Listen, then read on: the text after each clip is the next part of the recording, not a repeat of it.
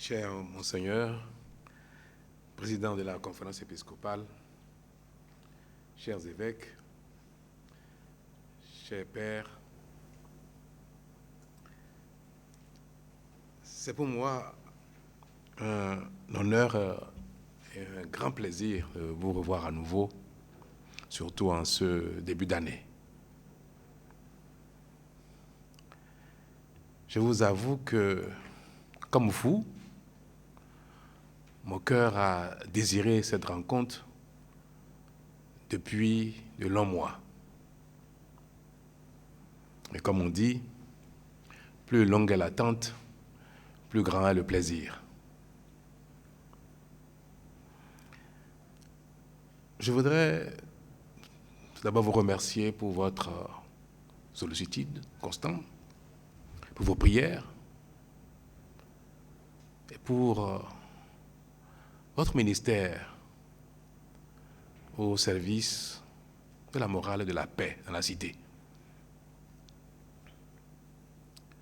Tout personnellement, je voudrais vous remercier pour vos bons vœux et souhaiter avec vous que 2018 soit une année sainte pour chacun de nous, pour notre pays tout entier et pour le monde en général. La grâce de vie s'apprécie quand l'atmosphère, l'environnement dans lequel elle se déroule, la vie, est apaisée. Et c'est pour ça que je prends avec intérêt, dans toute sa gravité, votre souhait de voir la paix sociale régner au Bénin.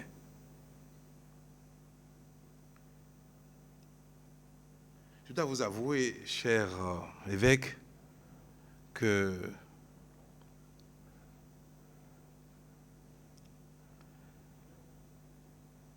j'ai parfois l'impression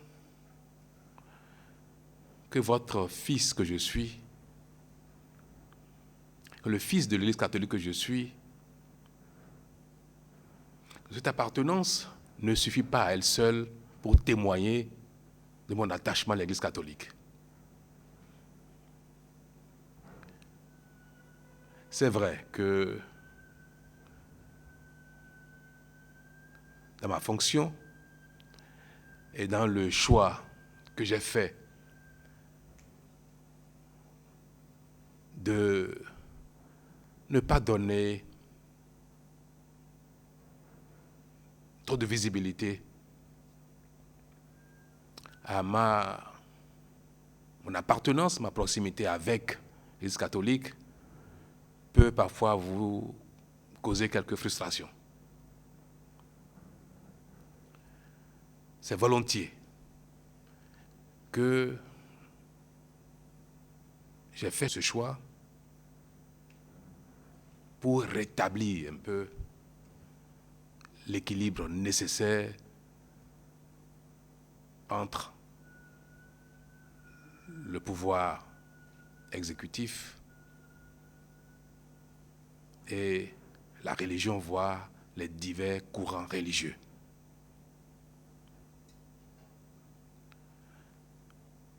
Notre pays est laïque, les pouvoirs sont laïques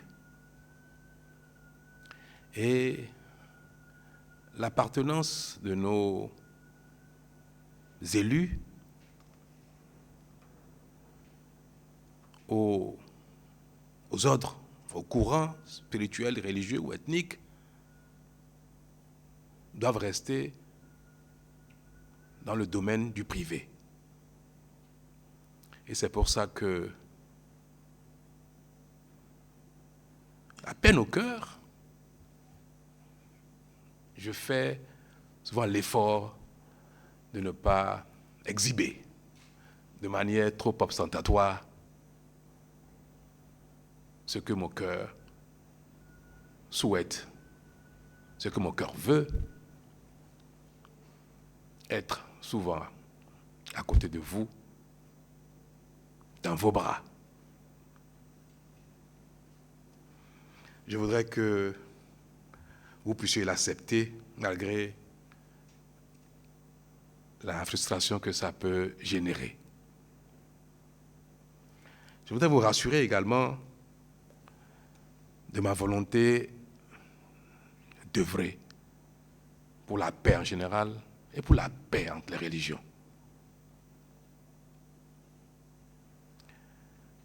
Comme on le dit souvent, Dieu n'a pas de religion.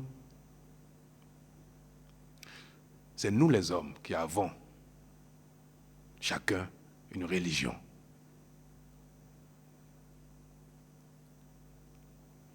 La foi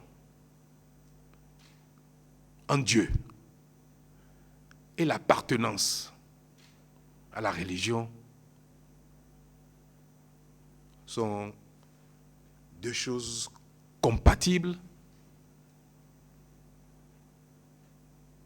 quelle que soit la religion à laquelle on appartient, vu de la position qui est la mienne.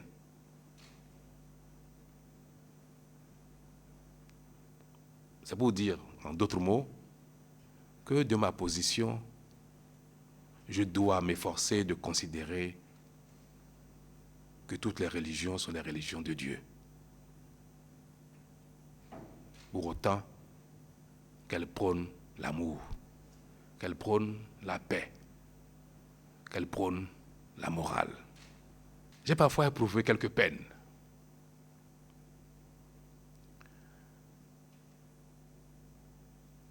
à entendre des propos venant de certains membres éminents du clergé tendant à faire croire que je ne suis plus de l'Église catholique, que j'ai changé de religion.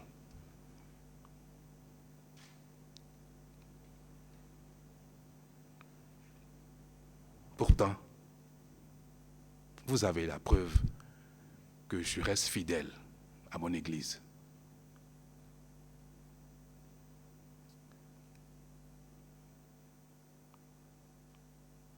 Je dois avouer que j'ai des amis, j'ai des proches, des parents dans la plupart des religions, les grandes religions du pays, l'islam, toutes les religions chrétiennes, l'église de Guanamé.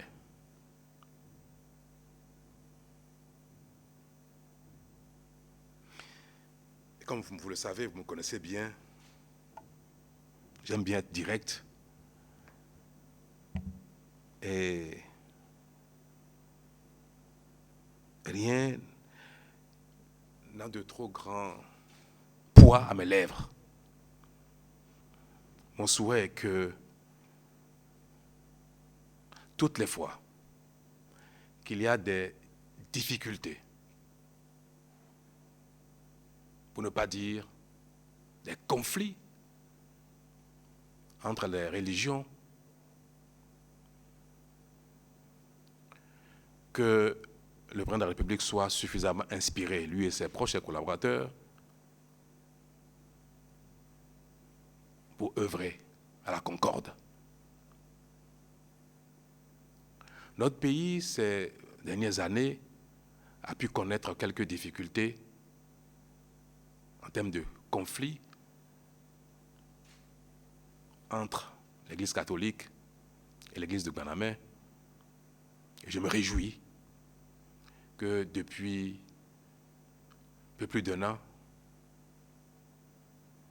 les tensions qu'on a pu observer se dissipent.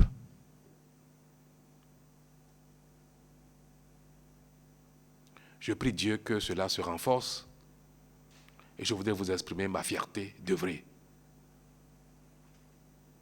pour cette paix qui nous est si chère.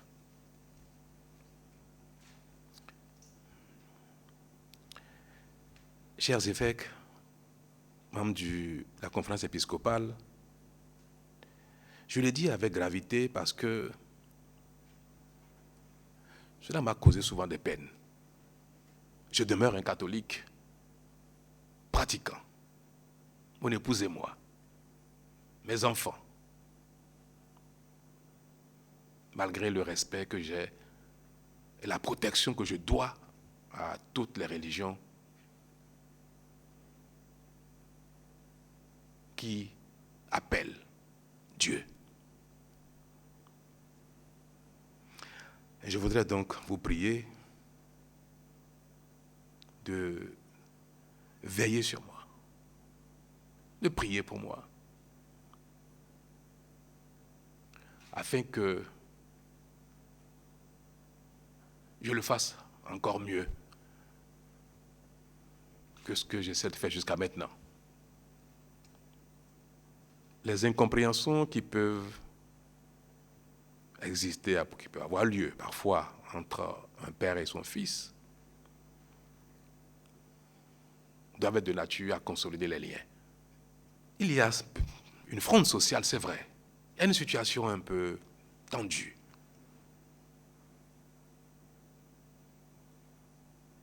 Mais œuvrer pour le développement, pour la paix durable, c'est oser affronter les insuffisances, les difficultés du moment.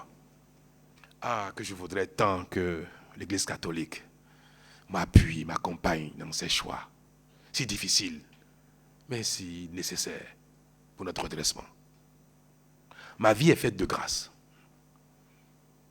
Et je remercie le ciel pour toutes les chances dont j'ai pu bénéficier. Mérité ou pas. Mais je voudrais retourner l'ascenseur. Retourner l'ascenseur, c'est pas en donnant à l'Église ma fortune. Ce n'est pas en donnant à mes concitoyens ma fortune. Pour ce qu'on appelle fortune. Ce n'est pas en faisant de l'aumône, de la charité, être généreux en distribuant de l'argent. Parce que ça servira à soulager les peines d'un instant. C'est œuvrer à combattre la pauvreté qui caractérise la majorité de notre pays, de nos concitoyens. C'est œuvrer à donner l'espoir que le développement est possible. C'est œuvrer à changer les paradigmes.